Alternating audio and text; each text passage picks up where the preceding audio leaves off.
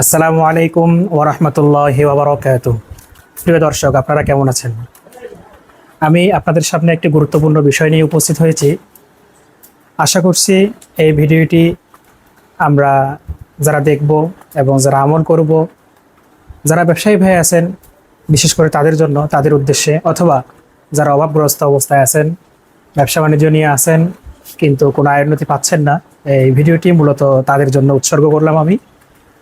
আজকের মূল বিষয়বস্তু সেটা হচ্ছে এই যে একটা ব্যবসা প্রতিষ্ঠান দেখতে পাচ্ছেন, এটা বহু দিনের দীর্ঘ পুরাতন একটা ব্যবসা প্রতিষ্ঠান, অনেক দিনের এটা। তো আমার এই ভাই ব্যবসা করতেছে, খুব কষ্ট করে ব্যবসাটা সামনের দিকে অগ্রসর করছিল। এটা একটা কারখানা, গেঞ্জিতে যেটা প্রিন্ট করা হয় বিভিন্ন নাম দিয়ে। তো এটা একসময় বন্ধ হয়ে যায়। বন্ধ হয়ে যাওয়ার পরবর্তীতে তো যে কোনো কারণে বা যে কোনো মাধ্যমে যে কারোর সাথে যোগাযোগ করে হোক, আমার এই ভাই আমার সাথে যোগাযোগ করার পরবর্তীতে আমি তার জন্য কিছু কাজ দিই এবং তাকে কিছু আমল দিই।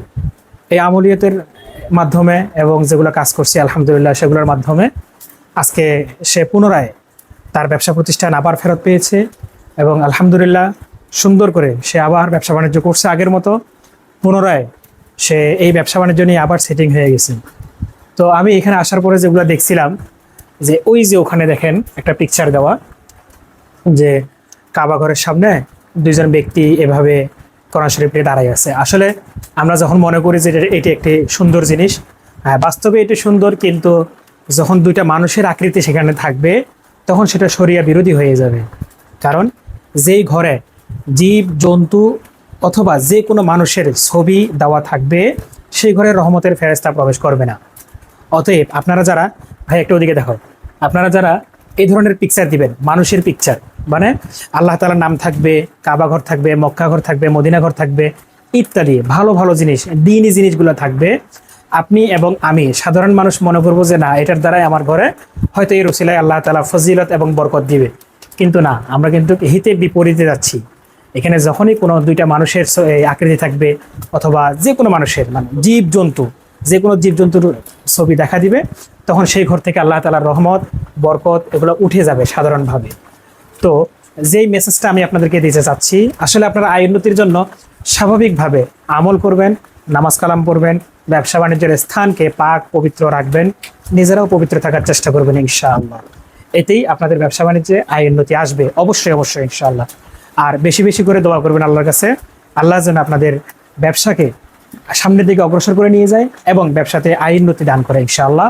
আর আমি ইতিপূর্বে আমার পূর্বের একটি ভিডিওতে ব্যবসা বাণিজ্যের আয় উন্নতির জন্য কিভাবে ব্যবসা সামনের দিকে অগ্রসর করবেন এবং ঋণগ্রস্ত হলে সেখান থেকে কিভাবে আপনারা মুক্তি পাবেন সে বিষয় নিয়ে আমি একটি ভিডিও দিয়েছি।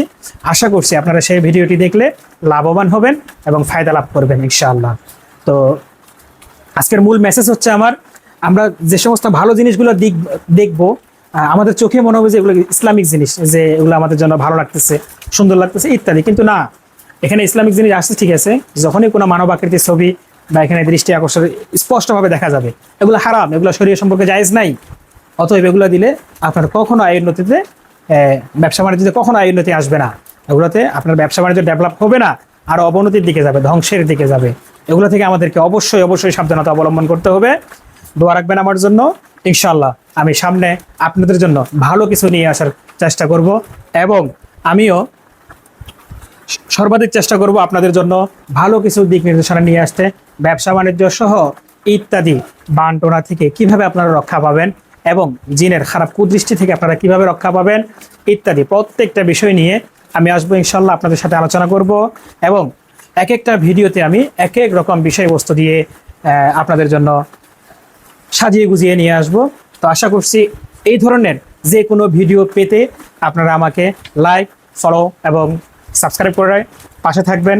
ধন্যবাদ। আসসালামু আলাইকুম ওয়া রাহমাতুল্লাহি ওয়া বারাকাতুহু।